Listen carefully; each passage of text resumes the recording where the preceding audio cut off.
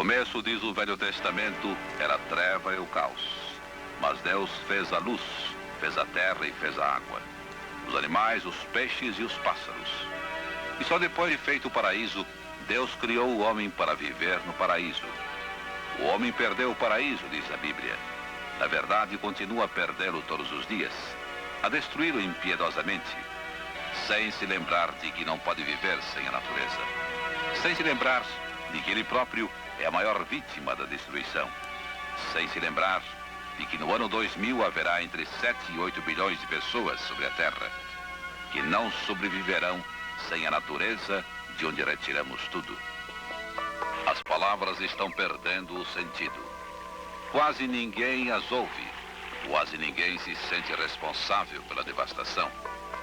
Talvez as imagens do que ainda resta do paraíso possam convencer.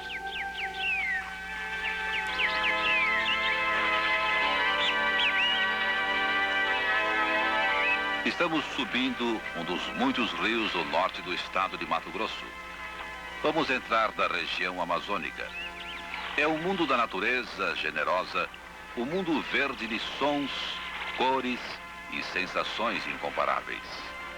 Um mundo que começou a se formar há quase 5 bilhões de anos.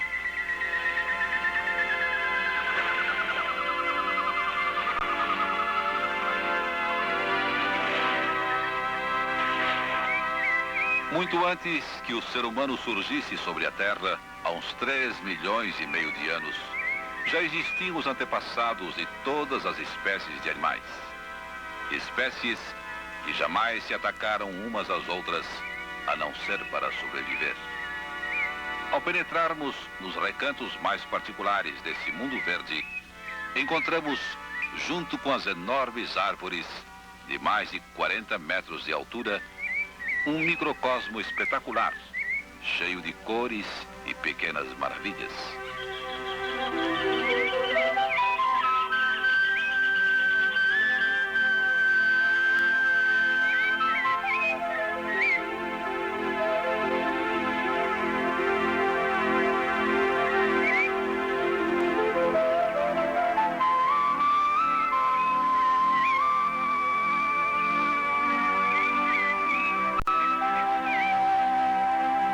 Já existiam os ancestrais longínquos destes beija-flores que dançam no ar entre as orquídeas, com suas asas minúsculas, batendo em média 80 vezes por segundo, para produzir o seu sussurro musical. Sem se apoiarem sobre as flores que lhe dão o doce pólen que esses minúsculos seres sugam continuamente.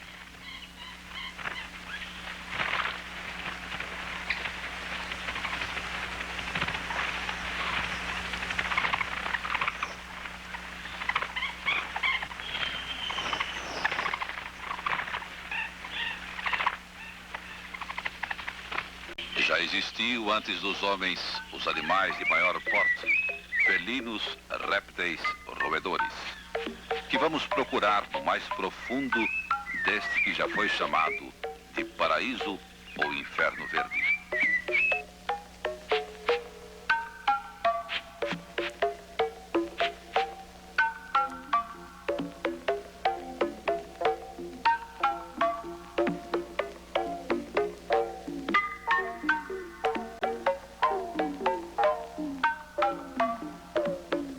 Encontramos aqui a preguiça, por exemplo, lenta e sonolenta, lenta e conformada, lenta e despreocupada. Não sabe que existe petróleo, jamais pensou no metrô.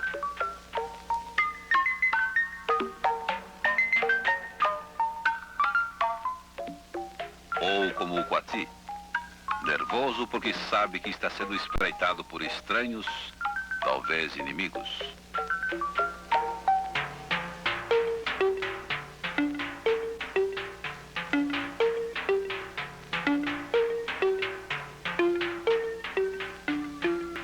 Ou ainda como as queixadas gulosas, alegres quanto perigosas, já que não temem nenhum outro ser, graças aos poderosos dentes como navalhas.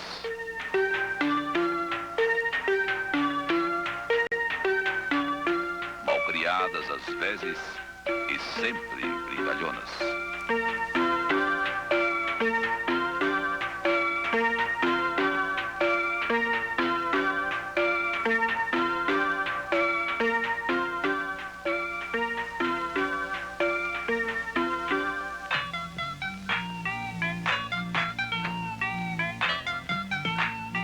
Em compensação, nada preocupa o filhote de anta que toma o seu café da manhã sem considerar os estranhos que poderiam ter interrompido a sua paz.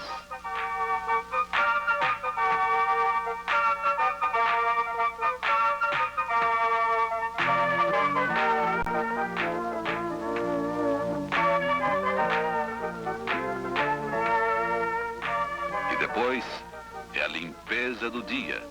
Um bom mergulho na piscina particular.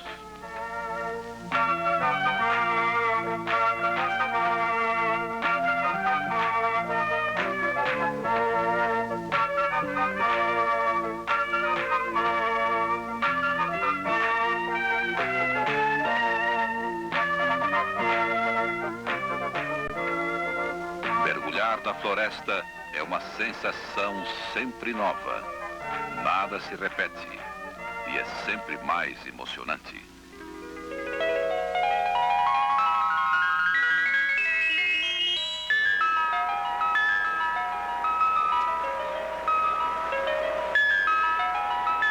Agora, já estamos perto de nossa primeira meta, a Cachoeira dos Lambaris.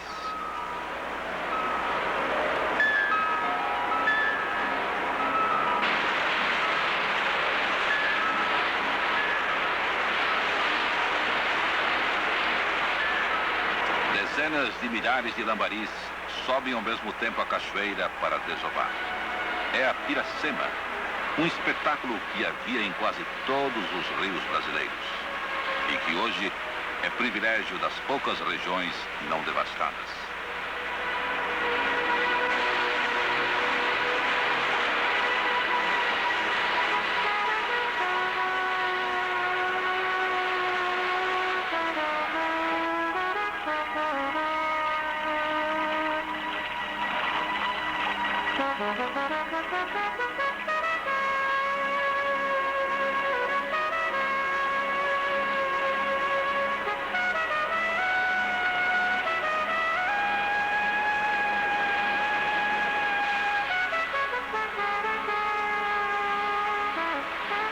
Ao contrário dos seres humanos, os peixes, como outros animais, conseguem se juntar em quantidades assombrosas sem quebrar a harmonia da paisagem, sem se agredirem, sem devastar. Por que o ser humano, que se considera o mais inteligente dos animais, está tão longe disso? Por que não consegue conviver com a natureza? Por que não é capaz de criar uma tecnologia que não agrida, não polua, não arrase a terra? Deixamos essas imagens testemunharem como um número não quebra a beleza e a harmonia do meio ambiente.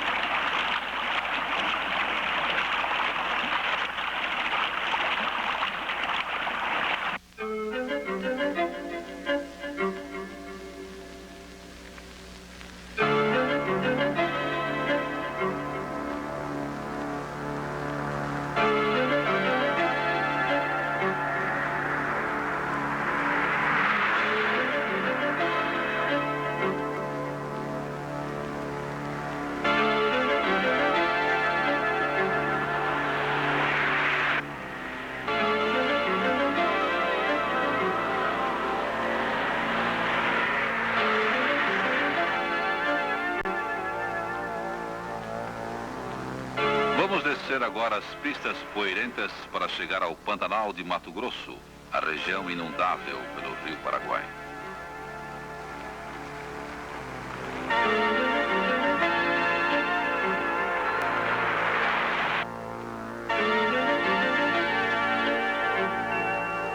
É um pasto natural dos mais férteis que há.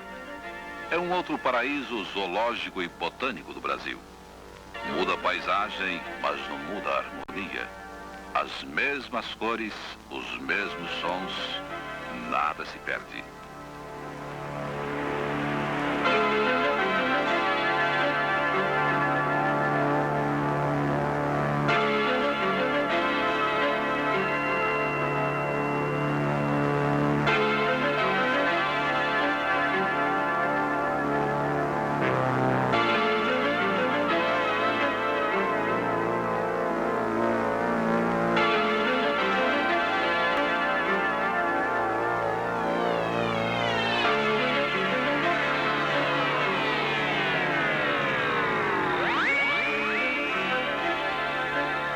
Nesta caminhada, vamos passar pelas terras da capivara, o maior animal roedor encontrado no mundo.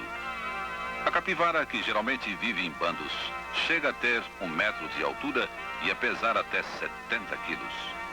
Vive sempre perto de rios e lagos e refugia-se na água quando perseguida.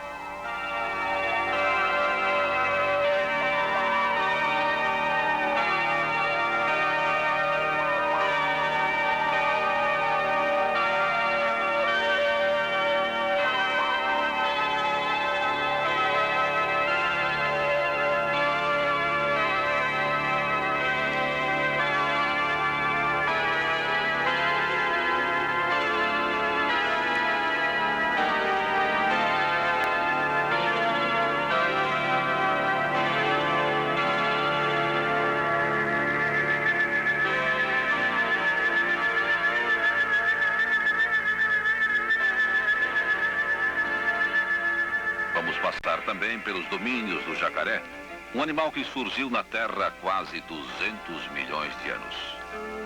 Existem no mundo 23 espécies de crocodilos e jacarés. No Brasil, os mais encontrados são o jacaré-açu, o de papo amarelo, o jacaré-tinga, o jacaré-coroa e o jacaré comum.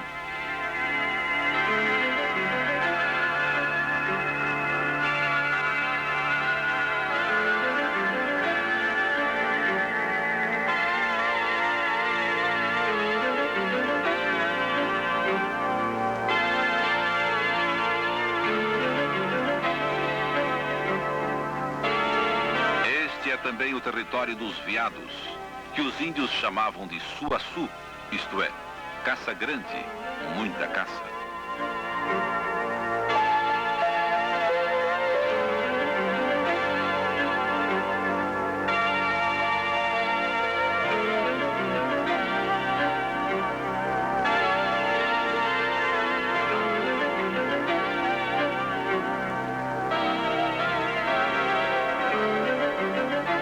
Das 7 espécies de veado que havia no Brasil, 2 estão ameaçadas de extinção, o veado galheiro e o cervo.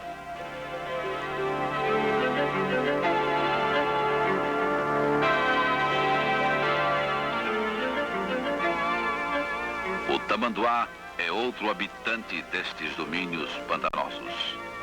Sem dentes, andar desajeitado, o tamanduá escava ninhos de formigas e cupins com as suas garras e depois os suga com a língua. Tem hábitos estranhos. Quando dorme ou se esconde num buraco, usa a cauda para se cobrir. O tamanduá bandeira é o gigante da família. Cada fêmea gera um filhote por ano que ela carrega nas costas de 10 a 12 meses. A ema, parente do avestruz, era chamada de nhandu pelos índios brasileiros. Os machos chegam a ter 1,5 metro de altura e 25 quilos de peso. Quando chega a época do cio, eles lutam entre si pelo melhor território. O vencedor prepara então seu ninho e sai à procura de fêmeas, pois é polígamo. Cada fêmea põe um ovo a cada 2 ou 3 dias, até completar cerca de 20 ovos. Mas é o macho quem enxoga os ovos. Geralmente, as emas vivem em bandos de 20 a 30 animais. Só os machos muito velhos andam sozinhos ou em companhia dos veados.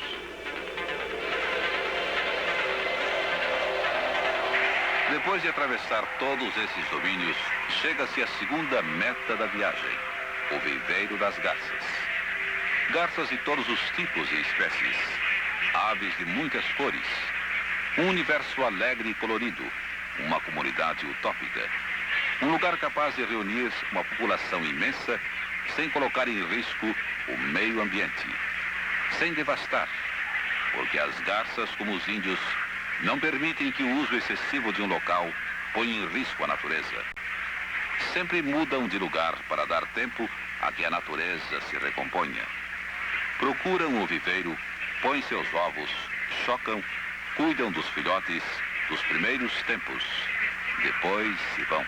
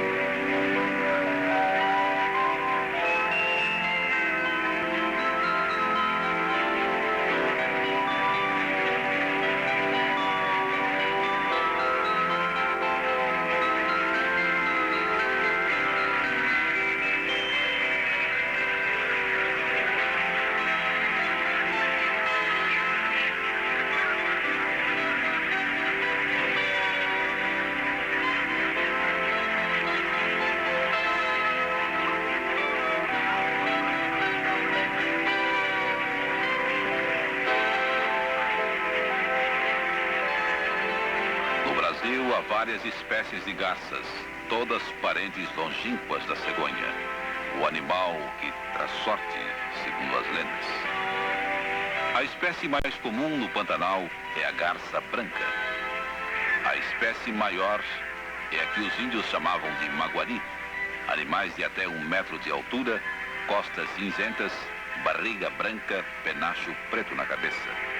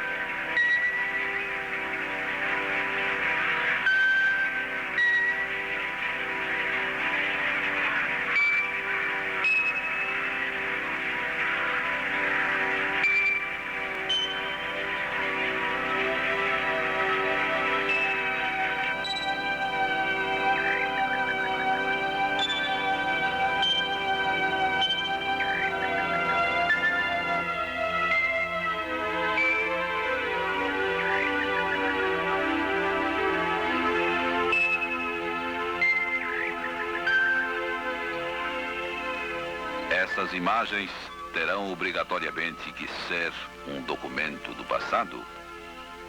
Nós não podemos ficar insensíveis às cores deste mundo.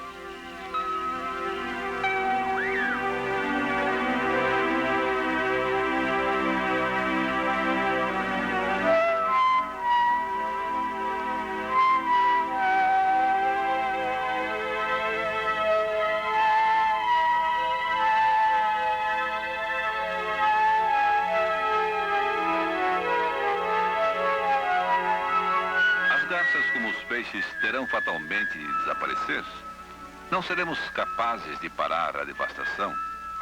Será fatal que as choupanas se transformem em fazendas, as fazendas em aldeias, as aldeias em cidades, as cidades em metrópoles que tudo devoram? Ou ainda teremos tempo de repensar nosso modo de vida sobre a Terra? Teremos de expulsar os pássaros, exterminar os animais, abater todas as árvores, antes de nos convencermos de que esse é o caminho do suicídio coletivo? Vamos ter de encontrar um ponto de conciliação entre as nossas necessidades e a necessidade de preservar a natureza. O homem precisa do boi e o boi precisa do pasto. Mas o homem não pode continuar devastando para criar pastos artificiais, porque se rompe o equilíbrio ecológico. A vida do boi está determinada desde o momento em que nasce. A viagem da boiada é rápida. Nasce para engordar rapidamente nas fazendas, passando como numa sucessão matemática dos verdes pastos e cerrados abertos, aos currais de madeira sob a vigilância dos atentos peões, para morrer nos enormes matadouros que abastecem as nossas grandes cidades.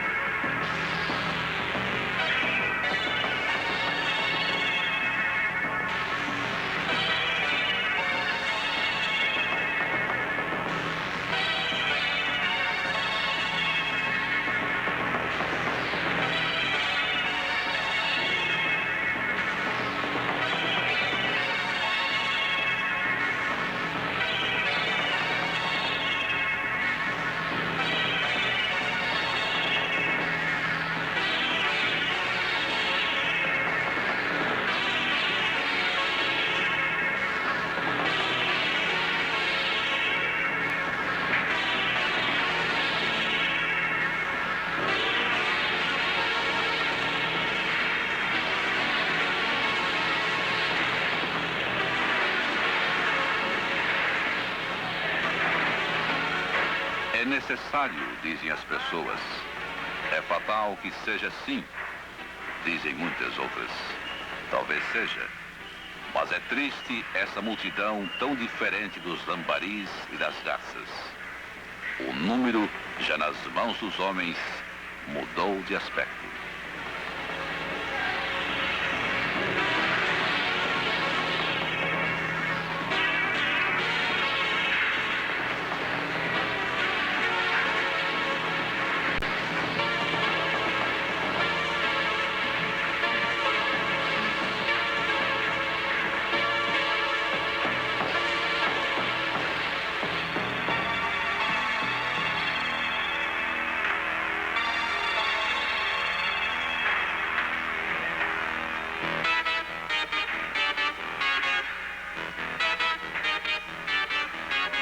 Todas as espécies animais mantêm muito vivo o instinto de preservação.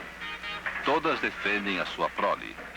Só o ser humano parece se esquecer de que as crianças de hoje não terão ainda atingido a maturidade plena no ano 2000, quando a atual população da Terra terá dobrado. Só o ser humano parece ter esquecido de que precisa preservar o ambiente para aqueles a quem gerou e continua a gerar. Se tudo for devastado, não haverá vida possível neste planeta.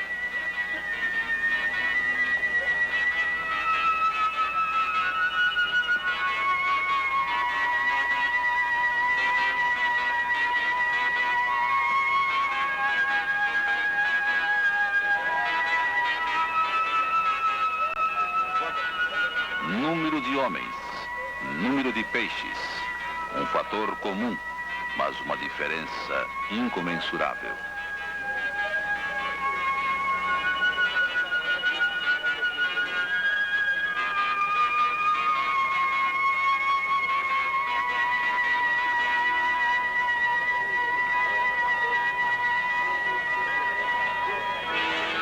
Uma corrida para a vida.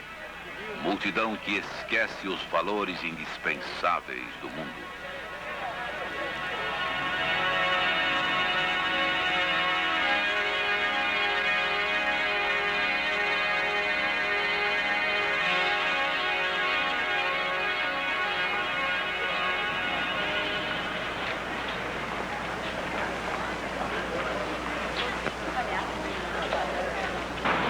Agosto de 1976, Salvador, Bahia.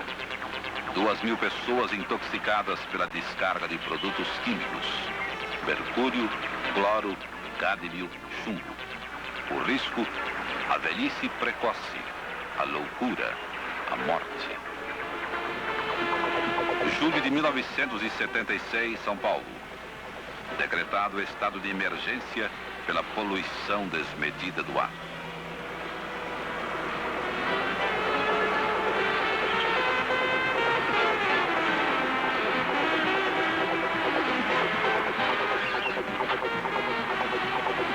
Agosto de 1976, Milão, Itália. Uma nuvem de gás venenoso escapa de uma fábrica, mata animais, queima as pessoas, obriga as mulheres a abortar.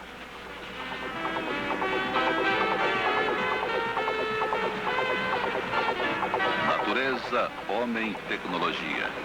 Milhares de máquinas que, no lugar de ajudar o homem, poluem e destroem o meio ambiente.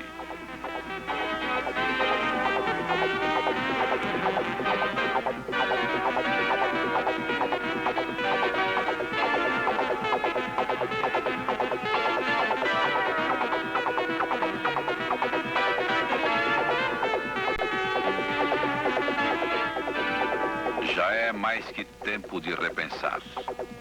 Somos capazes de ir à Lua e de investigar se há vida em Marte.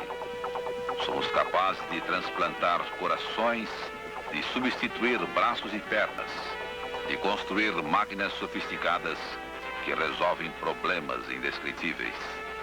Mas não somos ainda capazes de respeitar a vida sobre a Terra. Não somos capazes de respeitar as outras espécies. Não somos capazes, na verdade, de respeitar nem mesmo a espécie humana. Porque homem e natureza formam um só e único sistema. Não sobreviveremos se não respeitarmos nosso ambiente. Nenhum de nós sobreviverá, nem os nossos filhos.